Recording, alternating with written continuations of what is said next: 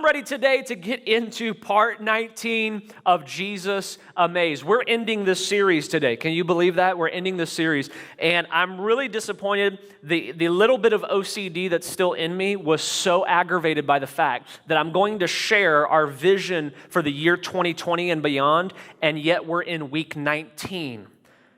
Some of you don't get that.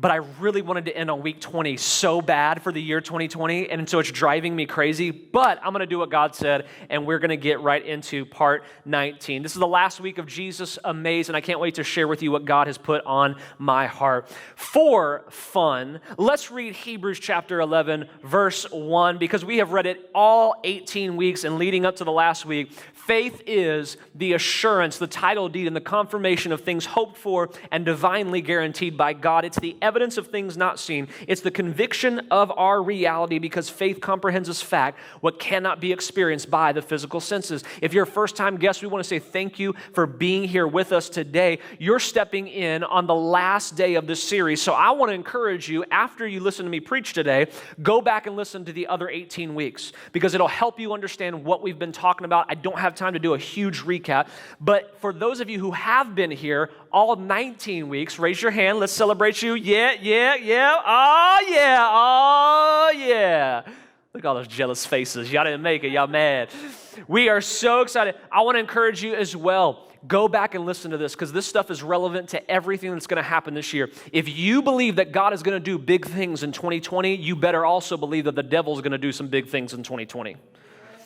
Because if God's getting ready to make some miracles happen, the devil's going to do whatever he can do to distract you from that miracle. So you need to go back and listen to every single week in this learning series to get an idea of how you battle, how you overcome in this. Today, though, I want to end the series with a message that I've titled Models, Methods, and Monuments. Everybody say, models, methods, and monuments. Models, methods, and monuments. Last Sunday, my wife and I took our daughter to see her great-grandma and grandpa, and she's so excited. She loves going to see, we call them Gang and Pawpaw, because when my cousin and I were kids, he was older than me. He could not say grandma, and it just kept coming out, gang, and so eventually it evolved into Gang and Papa.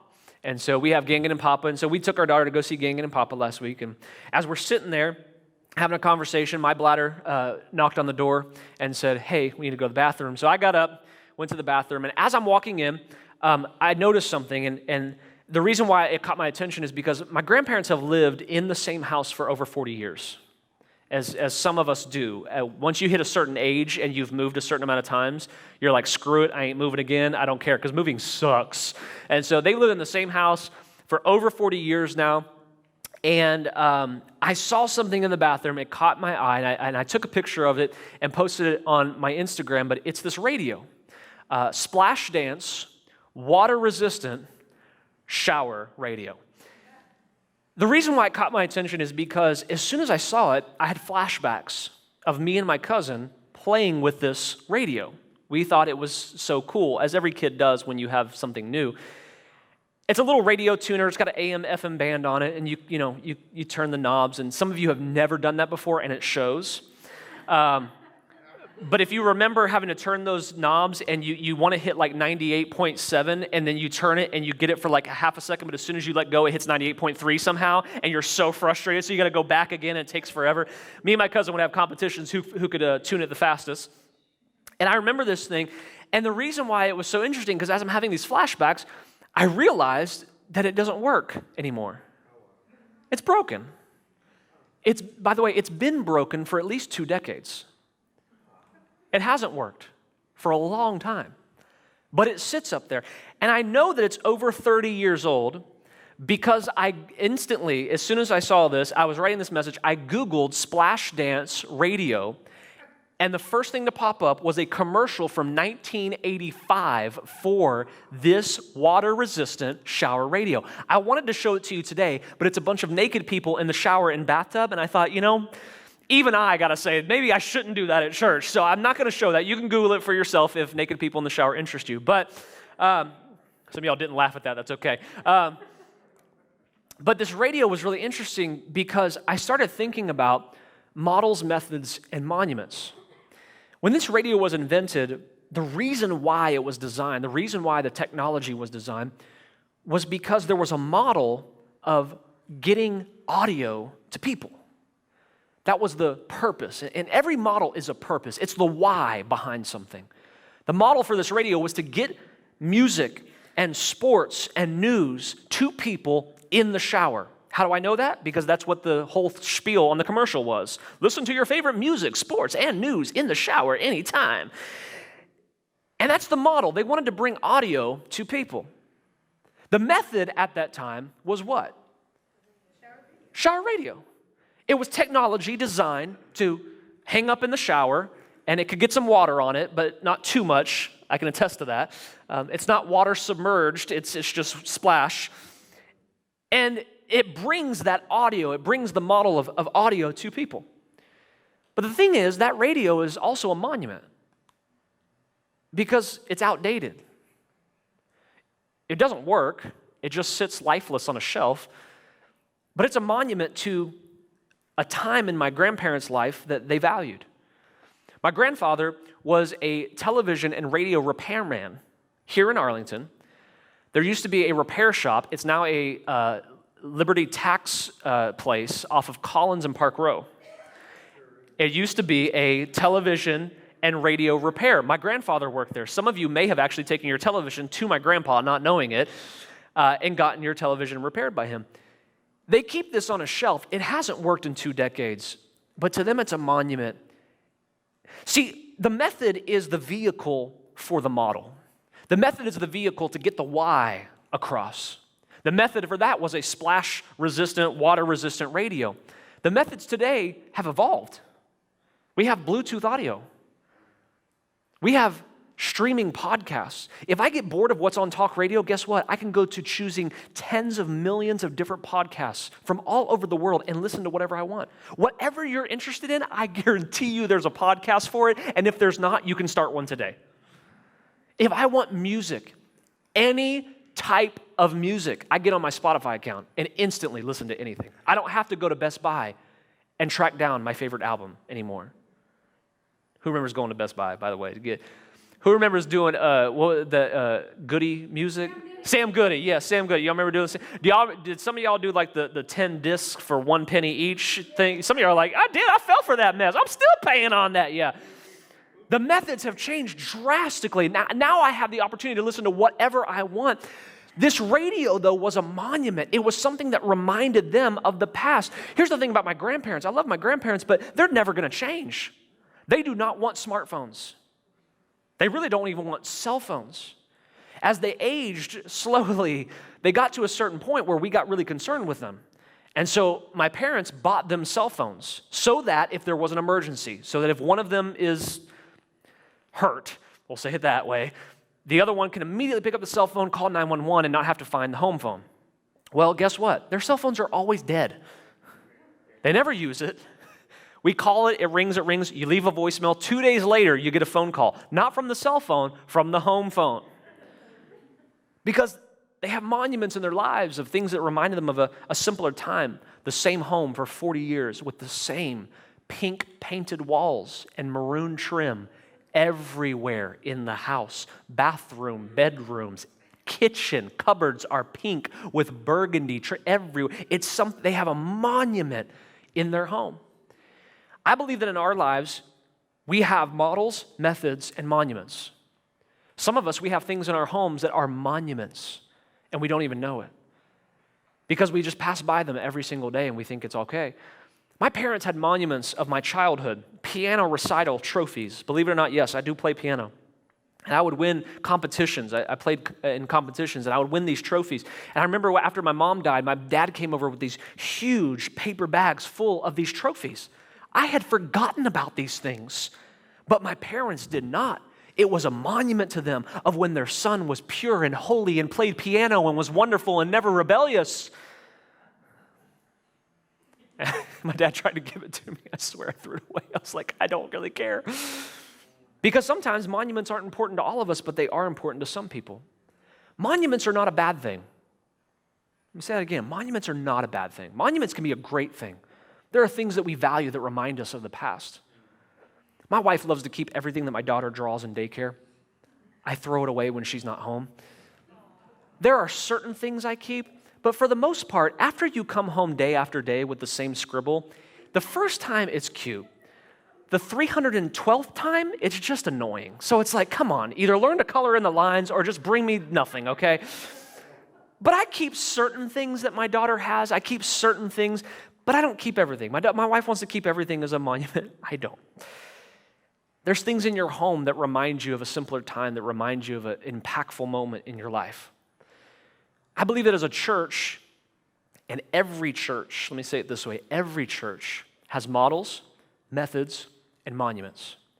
Our model here at Revive Church is simple. We exist to introduce real people to the real Jesus. It's been that way since day one. We've said it in different variations, but my whole vision for this church was to create a church for people who do not like church. It was to preach in a way that could reach people that don't like preachers. It was to communicate, and it was not to communicate for the Christians. If you're a Christian and you came in a Christian at Revive, God bless you, we're glad you're here. But this church was not specifically designed to attract you. In fact, we wanted to attract people that no one else wanted. That's always been our model. Our method has changed drastically, and today it's going to change again. I want to share with you the vision that we have for the future of Revive Church. And to do that, I want to go to Joshua chapter 3 and Joshua chapter 4. Joshua chapter 3 is a story about the Israelite camp crossing across the Jordan River. Now, this is millennia ago. This is not 10 years ago. This is thousands and thousands of years ago. In the book of Joshua, Joshua has taken charge. He has taken authority. He is the leader of the Israelite nation. Millions of people are following him. Moses had come before him and died off. God had transferred the authority to Joshua. Now Joshua's in charge. He's making the decisions. He has to hear from God for change and what the Israelites have to do. And in Joshua chapter 3, they came across the Jordan River at flood time. Flood time to a farmer is important because flood time is if the wrong winds come in, it can take out your entire crop. Flood time is a time you don't go in the river. Now, Arlington, we don't have this. Joe Pool Lake, it's very rarely flood time, like maybe once a century, right? We're in Texas. We don't get high water. In Israel, this happens quite a bit. Seasonally, it can happen. So they get to the Jordan River, and it's flood time. The waters are super high. It's not safe to go in there. You will drown. The current will pick you up. You will die. And God tells Joshua, here's what I want you to do. I want you to call in the Levitical priests, the pastors, the priests of the time, and I want you to take the Ark of the Covenant into the middle of the river. Now, the Ark of the Covenant, for those of you who remember Indiana Jones, was very sacred to the Israelites. The Ark of the Covenant held the 10 Commandments. It was the presence of God for them. God said, my presence will dwell in this ark. Before it came all the way across the earth, after Jesus defeated sin in the grave, before the Holy Spirit came, this was the presence of God. And so they would carry it with them. And it was very important that no one touched the Ark of the Covenant. In fact, there are recordings in the Old Testament of people accidentally touching it, and the power of God was so strong on it that they would die instantly. Their bodies could not handle it. He said specifically, only the Levitical priests are to touch the Ark of the Covenant. So Joshua says, we're going to cross this river, y'all. God gave me a message. He said, we're going to cross the river at flood time. Here's how we're going to do it. We're going to send out the priests with the Ark of the Covenant. And all the people are like, thank God he didn't call on me first. Okay, let's see if this works. So the priests start stepping out into the Jordan River, and with each step they take, before their foot hits the water begins to part. And the Bible records that it was actually dry ground. If you take water out of a river, you're still going to have dirt, mud with moisture. The Bible records it was actually dry ground. Every bit of moisture left that dirt and came and created this wall like it did at the Red Sea when they passed over the Red Sea. And so they're standing in the middle, and the people begin to go through one by one. As they begin crossing, here's what it says in Joshua 4, verse 1. When the whole nation had finished crossing the Jordan, the Lord said to Joshua, choose 12 men from among the people, one from each tribe, and tell them to take up 12 stones from the middle of the Jordan, right where the priests are standing. Now, the priests are standing in the middle of the river is parted ways, all the people have passed over, and the priests are still stuck there waiting. And he says, I want you to pick up 12 stones and carry them over with you, and I want you to put them down at the place where you stay tonight. In verse 19, it says, on the 10th day of the first month, the people went up from the Jordan and camped at Gilgal on the eastern border of Jericho. Joshua set up at Gilgal 12 stones they had taken out of the Jordan. He said to the Israelites, and pay attention, he said, in the future, when your descendants ask their parents, when your children ask you, what do these stones mean? I want you to tell them this: Israel crossed the Jordan on dry ground. For the Lord your God dried up the Jordan before you until you had crossed over. The Lord your God did to the Jordan what he had done to the Red Sea when he dried it up before us until he had crossed over. He did this so that all the peoples of the earth might know that the hand of the Lord is powerful and that you might always fear the Lord your God. In this story, there is a model, there is a method, and there is a monument. The first is the model. What is the model here? The model is to communicate to the next generation a miracle that had happened in that place. What was the method? The method that God chose that day was to take 12 stones representing each tribe of Israel, the 12 tribes of Israel, and put it in a place, build an altar there, so that when little Billy was with his parents and they were going to camp by the Jordan River that night, they would come over years later and he would see that altar and he'd go, "Mommy, what is that?" And Mommy would say, "That was the day that God dried up the ground. He caused the river in the flood season to go up like a wall. We crossed safely. I'm only here today because God performed a miracle." And I want you, little Billy, to remember this, that God did this here, because if God did it for us now, back then, God will do something for you in the future. God is awesome. The altar was a monument. It was a reminder of what God had done in the past. But can I ask you something? When is the last time that God did a miracle in your life and you took 12 stones out of your front yard and built an altar in your front yard? We don't go anywhere anymore and see 12 stones anywhere. Why? Because the methods have changed. I told you monuments are good things. Monuments are good things, but monuments can also be unhealthy. Monuments can be bad. Monuments, in fact, become dangerous when we make a method into a monument. Here's how this happens. It happens in churches all the time, and I'm ashamed to say that I've lived through seasons where I've seen churches do this, and I believe that, unfortunately, I've done this as a pastor. What we do is we take a method that God gives us in one season, and we say, "Man, this worked so well. This is so awesome. Let's celebrate what God has done." And we remind people what God has done with this particular method. And then eventually what happens is God is trying to do something new through the church, through the organization, through the individual person. But we are still celebrating the method that he brought the first time. And we want it to work so badly that we stop worshiping the God who gives us new ideas, creative ideas, and we begin to worship the method. If you don't believe me, ask yourself, why are there so many denominations in the Christian church? Right now, denominations are having struggles, big battles among themselves, fighting to figure out what's next and what they need to do. Some denominations are very traditionalistic. They want things to stay the same. They love tradition. Some denominations are trying to break out and do something totally different. Denominations are simply sects of churches that worship a little bit differently. We're all a part of the same kingdom. We're all a part of the same family. We're all trying to get people to know Jesus. We want people to understand who Jesus is. But some of us do things differently than other people. I believe that denominations will not die in the next 100 years. In fact, I believe that we will have more denominations in the church in the next century than ever before. Here's why I believe that. Because every denomination started with a change of method. God would say something new to someone in one season. And this young group of people would say, "I believe that God is telling us that we need to change our tradition into this right here. We need to change the mold. We need to do something different." And the older generation said, no, that's not what God told us 40 years ago. Yeah, but God is speaking to us now, and God wants us to do something new. And the older generation sometimes will say, "Well, we'll pray about it." But nothing gets done. Nothing changes.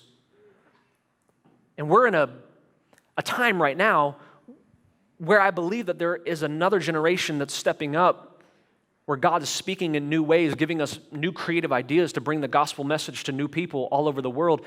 And what's going to happen is generations of young people are going to start branching off and creating their own sects of churches and ministries And even though they won't give it the title of denomination, it will be denominational. What I believe that for our church is that God is wanting us to change our method. Here's why. 5 years ago, we were given this building, Revive Church was. We had been meeting in this building on Saturday nights. Who was here on Saturday nights with us? Awesome. Yeah. Only a few of us left. Woo! Still trucking. Woo! Thank you, Jesus. We were here on Saturdays. We used to set this stuff up, tear it down. The building did not look anything like this, but there was a church that was meeting here called Central Assembly of God. Central had been here since the early 70s. In fact, their church started back in the 50s, and they moved here in the early 70s. Slowly but surely, the church became a church that worshiped method and created methods that became monuments. And I don't want to speak ill of anyone, but I want to speak truth to you today. That church and many other churches like it became a church where people from outside environments would come in and they did not feel welcome because the methods that they were using were so polar opposite of what the other people understood. Culturally, emotionally, mentally, it was so different, and there was tension and there was friction, and so the people who would come in off the streets would say, "This is not the place for me," and leave. We came in, and for 3 years we rented this building, and at the end of that 3 years, Central Assembly of God had been declining drastically. We approached their organization, the Assemblies of God, and we said, "Hey, we're a church. We have people. We have money. We have great people. We have youth. We have vitality. We have a vision. What do you say y'all join with us?" And their agreement was, yeah, as long as Revive Church becomes a part of the Assemblies of God and you get ordained through us, we'll do this. And so we did. We joined with them. And they gave us this building, this beautiful building. The building did not look anything like this. I almost showed pictures because I found some on my phone, but I did not. Things were rotted. The bathrooms had not been updated in 40 years. It was drastic. So we came in, and for the past 5 years, if you've been here any amount of that time, who's been here the past 5 years, by the way? Good for y'all. You know why I love not seeing a bunch of hands is because it means that if I keep going lower, who's been here the past 3 years? Who's been here the past 2 years? Who joined in 2019? Who started coming in 2019? That's what I'm talking about. That's what I want to see. I never want to see a church where I say 20 years and everybody raises their hand, and I say who joined the church last year and nobody raises their hand. Man, I don't ever want to see that. And so we took over, and for the past 5 years, I've been focusing on remodeling the building. We invested heavily because I believed strongly in creating a church that had a vision to reach people that no one else could reach. And in this area, people don't like church here because there's a lot of tradition around us, and that's okay. Like I said, other churches are reaching people we can't reach. My calling is to reach the people they can't. So we decided to do things differently. We painted the walls crazy, and we have an amazing kids ministry. We remodeled the restrooms and put a new roof on the place and put new siding on and painted and just did all these other, upgraded the technology and the lighting and all this stuff. And we did all that. We invested heavily in this. And I said, God, we want our church to be the best place ever. We want to do church differently. I don't want to be here 10 years from now and the building looks the exact same. I want it to change. I want people to love being a part of our church. I want the environment to be different. And so we focused really, really heavily on Sunday mornings, creating an amazing environment. We have some of the best team members in the world. The people who serve your children are the best in the world. Thank you.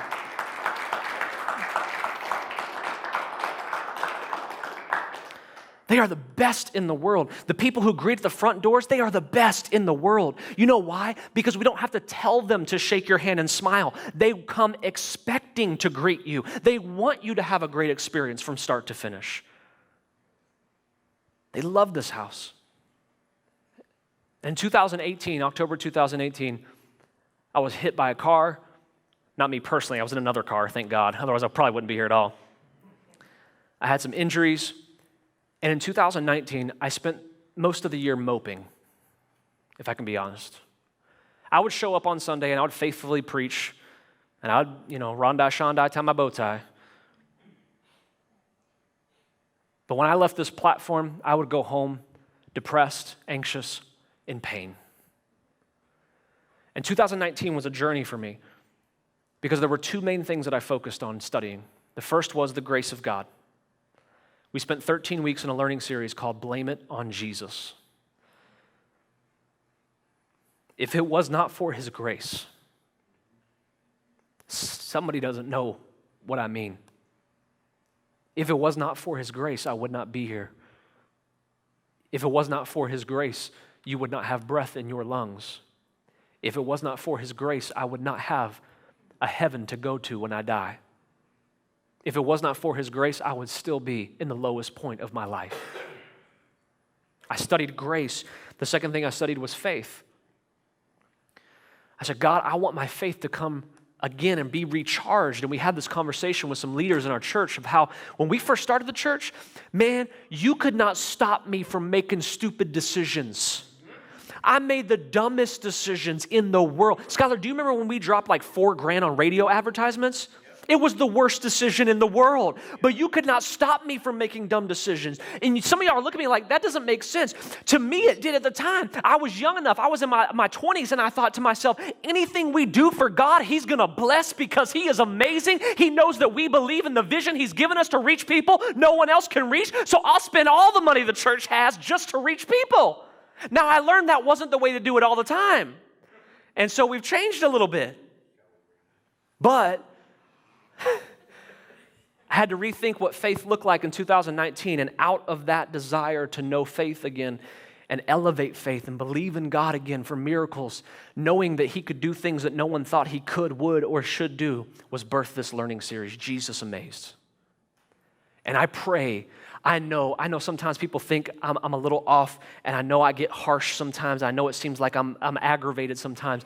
I am a little aggravated sometimes, because there's nothing I desire more when I get on this platform than for you to have the same realization that I have had about who Jesus is. There's nothing that's greater to me. I do not want my name in lights unless God ordains it. All I really want is that you would know Jesus, the real Jesus, not the traditional Jesus, not the denominational Jesus, none of that. No, the real Jesus, the real stinking Jesus who reigns on the throne in heaven. The real Jesus who loves you, who has purpose for you, who has defeated sin in the. I can go all night. I love loving Jesus. But here's what God showed me. He began to show me that the method that I had created of creating a house that was the best place ever had become a monument in the culture of our church. Because how many times have I said to you, go invite your friends and family and bring them on Sunday morning. Go invite everybody you know. Go to the restaurants. Kidnap people. I was like, kidnap them. Put them in your trunk. Bring them to church. Is that good? And slowly, culturally, as the pastor, I began to build a monument in the church where we worshiped the Sunday morning experience. And what God began to show me is while we were obedient with the building and while we did we did not spend a dime without praying first. God showed us what we were supposed to do with this building. He said, you became so focused on that method of reaching people that you missed out on other opportunities that I had. He says, so now I want to break the mold. And so here's the vision that we have. First of all, it's this. We have a vision to not be the church of 2020. We have a vision to be the church of 2030. Most churches that you go to today, every pastor in America, most of them, I shouldn't say every, most of them are saying this. We believe that God's going to do something this year that's greater than any other year. He's going to be so good to you. It's going to be so awesome. And he will. But 2020 is also going to have its own challenges because life's going to happen. You're going to get sick. Somebody's going to die. You might get fired. There are going to be some life events that happen.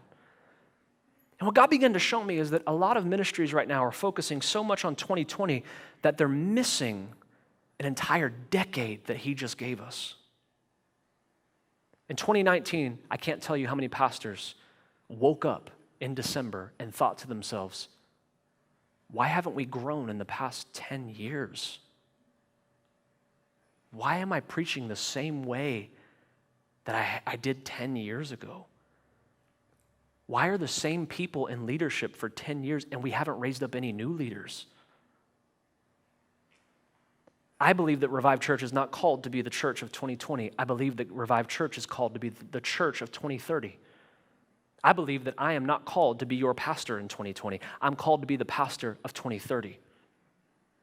Because what I believe is that God is giving us a vision and a starting ground to create something brand new for the next decade, not the next year. Let me share this with you. First, I believe that part of this vision is going to require us to invest heavily into our music and worship ministry. We have been at this for 8 years now as a church. We celebrated 8 years, December 31st, 2019. I believe that it's time for our band and our worship to start writing songs that are testaments to what God has done in our lives and what He is still doing. I believe that it's time for us to record albums. I believe it's too easy to get your music on Spotify and Apple Music and everywhere else and for us not to take advantage of that. But I also believe, and I know, and by the way, I've had this conversation with our musicians before, so they know what I'm about to say. So before you hear it and go, oh no, you're so mean. I'm not mean. They know we've had this conversation. All of our musicians individually know how to communicate from their instrument. For instance, a guitarist does not have the same language as a drummer. A drummer doesn't have the same language as a bassist doesn't have the same language as an electric guitarist. Everyone is different. A vocalist does not talk like a drummer. Now, some of you who aren't musicians don't understand that. Just think of it as just like nationalities, right? We speak English, they speak Japanese. If we just go back and forth in our own native language, guess what? Nothing gets done. And so sometimes what you need is a synergist who can come in and start equalizing everything, who knows how to communicate in all the different musician languages, who has that experience of writing songs and producing and knows what it looks like to be in the studio and knows what it likes to practice for 24 hours a day for 3 months straight for an album. They know all that. And so what we want to do at the church first is we want to focus on hiring a professional music director, someone who's a part of our church, someone who has a vision for this, someone who is experienced. They are educated and experienced in music and in worship, someone who has the DNA of our church, someone who has the heart and the vision to introduce real people to the real Jesus, someone who is not interested in just writing the normal worship songs with the same verbiage that you hear on every album, but someone who wants to communicate like we communicate. Because let's face it, we speak differently here at Revive than everybody else. And so we want somebody who has that ability to use the voice that we have. So we want to hire somebody. We also want to bring in new musicians, new singers, but it means we need someone who knows how to network, who is connected in that way. We believe that that's going to help us. The second part of this vision is this. We want to focus on social media ministry. We want to focus on social media. In 2015, a poll was done. This is 5 years ago, by the way, when social media was just hitting its stride. 57% of teenagers ages 13 to 18 had said that they had found at least one authentic friend online in 2015. Now imagine what that number is today. All of them believe that everybody on social media is their friend. I have seen churches who have used social media as advertising platforms, marketing platforms. We are guilty of that, and I see the purpose behind it. But I also see that more and more people are on their devices than ever before. And I believe that if our church does not get ahead of the curve to build authentic relationships with people through social media, we will not reach people in 10 years. If we are so focused on what we do just in the building, we will miss an opportunity that God has given us. Now, Instagram in 10 years may or may not be here. Snapchat may or may not be here. Twitter may be dead. I don't know. Right now, I'm just learning how to do TikTok. Pray for me. It's not easy, but I'm learning. Here's what we need. We need somebody with the specialized skills who is a social media marketer, someone who understands the technology and how we use it. We need content creators. We need artists, graphic designers, graphic artists who can create content. We need video producers. Here's why. Because nowadays, you can keep someone's attention online for a maximum of 5 seconds. You have 5 seconds to grasp their attention, draw them in, and really make them focus on what you're saying. So you put out a 2-minute video, I'm not watching it. All you freaks who have Instagram stories with 3,000 dashes at the top, it ain't happening for me. I don't got time for that. Give me 3 things real quick for my day and then I'm good. But we need technology experts. We need people who want to do this. We need to hire these people. Let me tell you why. Because I refuse to be the church who pulls someone from an industry that pays 6 figures, brings them into the church and tells them you have to sacrifice on God's account so you can't have medical insurance and you can't have benefits and you can't feed your family. Even though you went to school and you paid $250,000 for your degree in social media marketing, now that you're at a church, too bad. I believe we're called to be a church who pays people what they're worth. Remember that next time it's time for me to get a raise. I believe we are called. I believe there's people who are experts and we want to pay them what they're worth. The last thing that we want to do is we want to focus over the next 10 years, starting in 2020, but over the next 10 years, in building an online ministry. Now, I know what you're thinking. Everybody has an online ministry. You're right. Everybody does have an online ministry. Most churches have a streaming service. They stream their Sunday morning services. I'm not trying to be harsh, but I have seen some of these Sunday morning streams, and they are awful. Because it was just somebody who set up a camera at an angle where you couldn't see anything, and the pastor's preaching on this side of the pulpit, and the camera's like over here, but it's facing this right here, so all they see is a guitar. I've seen low quality stuff. I get it. Some people are where they're at, and that's fine. I don't want to just throw something up and say, hey, let's stream. I want quality. I want people to see that the church is quality, that the ministry of Jesus Christ is excellent, because that's what draws people in. Now, I don't want to have just a streaming service. What I believe is that we are called as a church to create authentic community online. When Match.com first came out, people thought it was a joke. Finding a husband online? Finding a wife on Match.com? How will you ever know?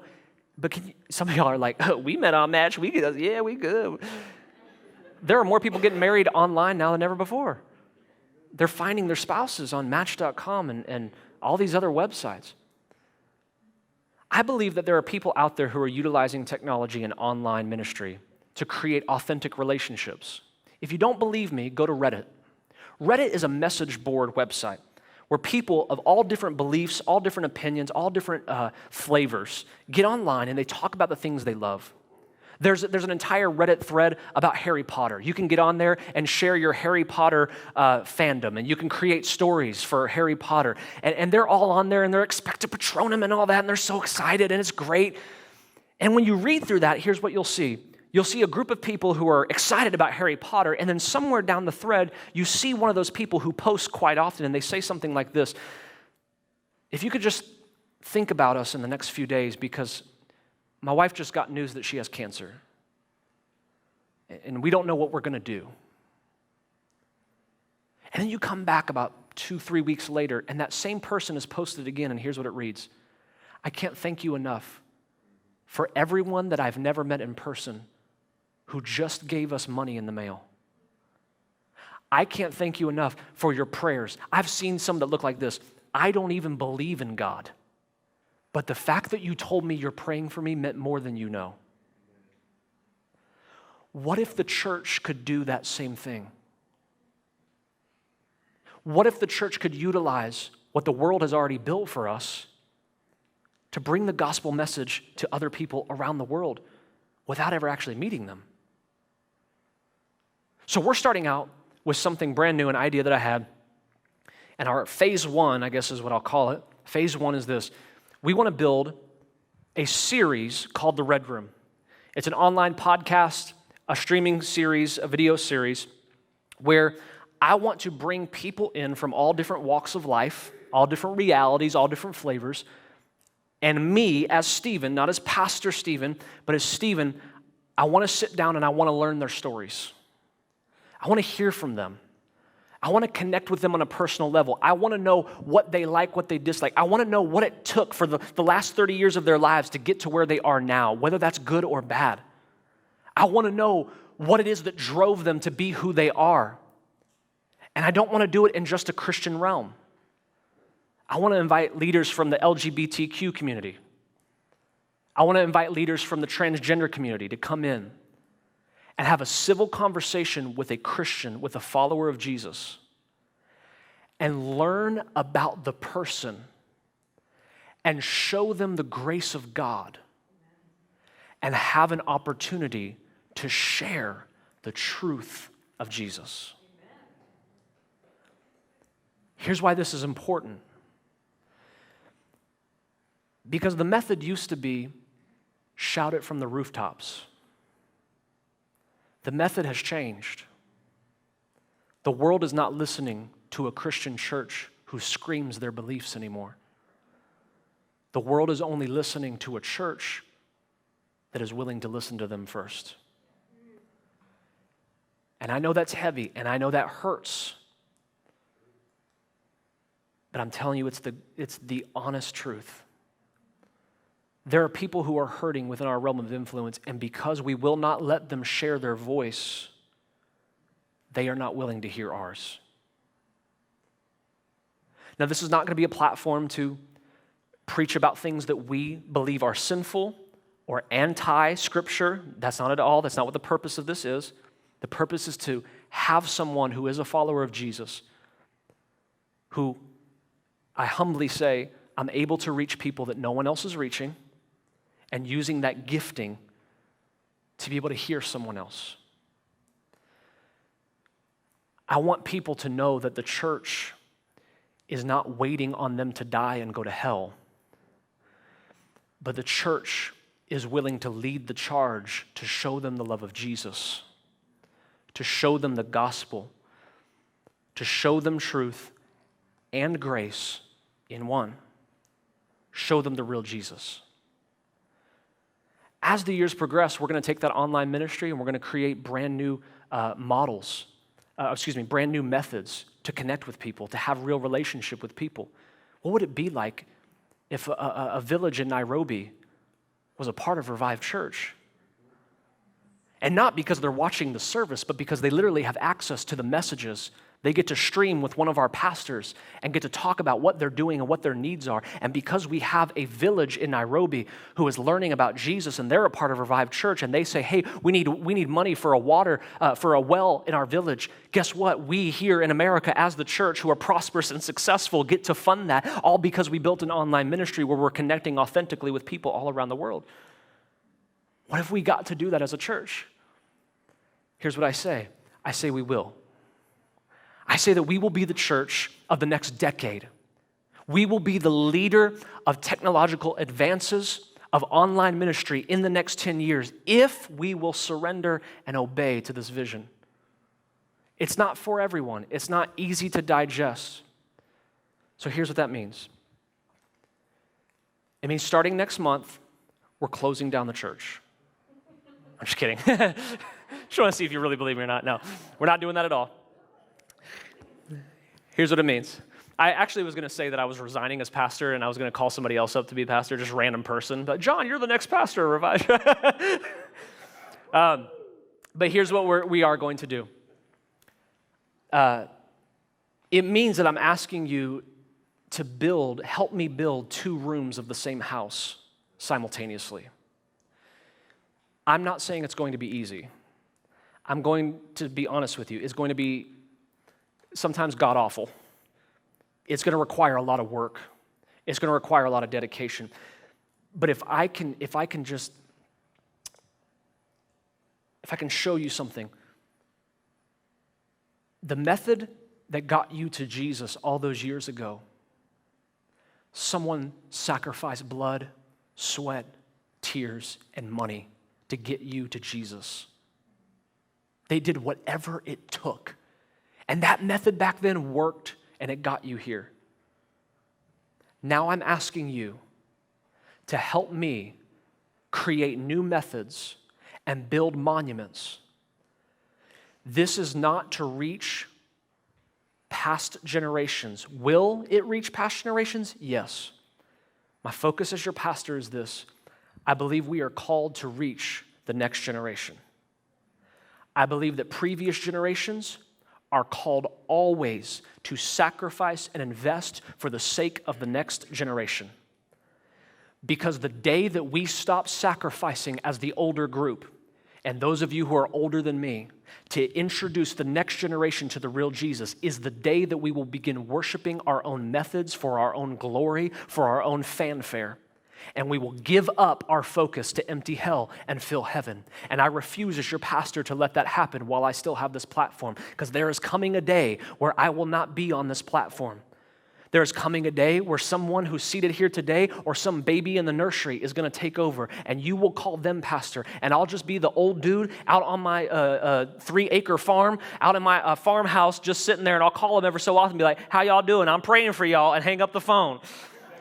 There's coming a day where I'm going to build something to hand off to the next generation, and I am asking you desperately with everything inside of me, please do whatever it takes to help me build this over the next 10 years. Sacrifice it all. Here's why. Because if you will put God's vision first, He will take care of anything that you need.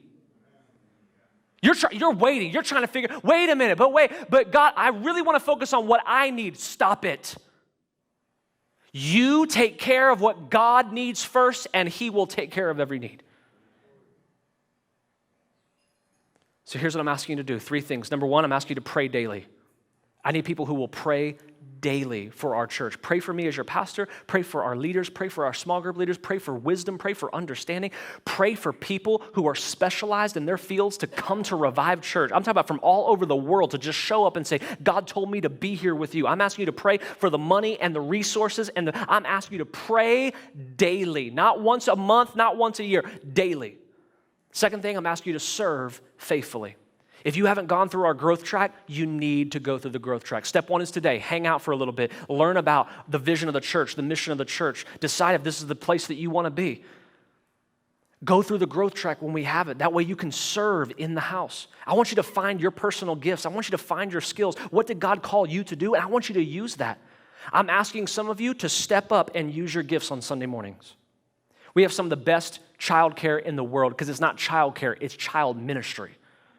Those people minister to your kids. They pray with your kids. They love your kids. We need more people like that. Maybe you have a heart for children. You need to step up and serve. Maybe you have a heart for people. You need to be in our guest experience. You need to help us create an environment where people are just, they want to be here. They want to come back because you greeted them at the front doors. Others of you, I'm asking you to serve faithfully as we begin this online journey and we begin this worship journey, to use your skills. What is it that you're gifted at? What is it that you've got? Some of you, you're going to become camera operators. Some of you, you're going to be light engineers. Some of you are going to be sound engineers. Some of you are going to be musicians. Some of you are going to be vocalists. Some of you are going to help us produce the content. Some of you artists out there, you're going to use your gifts for something amazing. You just don't know it yet. The last thing I'm asking you to do is I'm asking you to support financially. And I want to be very specific. I know I'm tons of time over, but I want to be very specific with what God gave me. I want to talk to 3 categories of people. The first category is this: you don't give it all. I'm asking you to start today to tithe to this house. If this is your church, I'm asking you to tithe.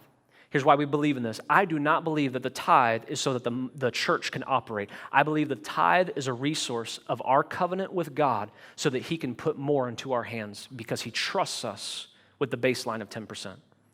I'm asking you, if you don't tithe, tithe. If you want to know more about that, because I know it's a 30-second spiel about tithing, go back to the Revive Church app, listen to I Don't Play About My Money. There's a message in there called The Test You'll Never Fail. Go listen to The Test You'll Never Fail, and you make that personal decision. If you don't tithe, I'm asking you to tithe. Second thing I'm asking some people, you do tithe, I'm asking you to pray and ask God, what can you give? Giving offerings is above the tithe, scripturally. We tithe our 10%, and then we, out of the abundance of our blessing, we give back to God even more. For some of you, that might be 50 cents a week. That's awesome. For some of you, it might be $500 a month. That's awesome. It's not about how much you give. I'm not concerned about that. What I'm concerned as your pastor is that you ask God, what can I give? The last group of people, though, are the unique group. These are the people that I'm asking to invest. Not just tithing, not just giving, investing. I am believing that there is a group of people that is being raised up in this church who God is calling you to start businesses, to invest in the market, to write books, to do things that you never thought you would do. God is going to put his hand of favor and blessing on everything that you do with your hands. He wants to make you wealthy so that you can fund his vision in this house. Who said that? Yeah, that's you. I believe there's somebody who's going to give $1 million check in this church to the vision that God has given us one day. And for all of you who are looking stank face at me, and it ain't you, that's fine, because I've already claimed it.